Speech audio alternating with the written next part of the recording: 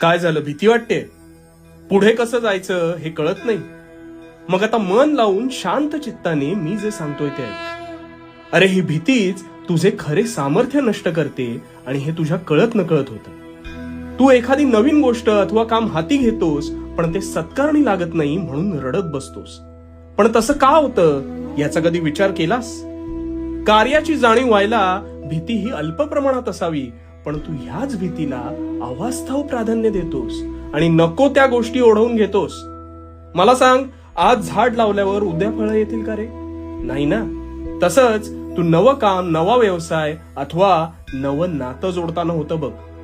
वेळ ही कर्माची गुरु किल्ली आहे. गोष्टींना वेळ द्यायला शिक. आज व्यवसाय सुरू केलास तर स्वतःच्या निर्णयावर विश्वास ठेव.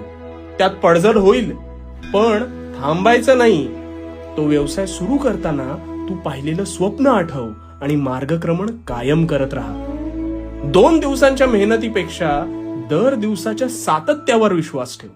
रोज नवीन गोष्ट आत्मसात कर आणि तुझं काम अथवा तू जोडत असलेलं नवं नातं अधिक दृढ कसं होऊ शकतं त्यावर प्रामाणिक राहा.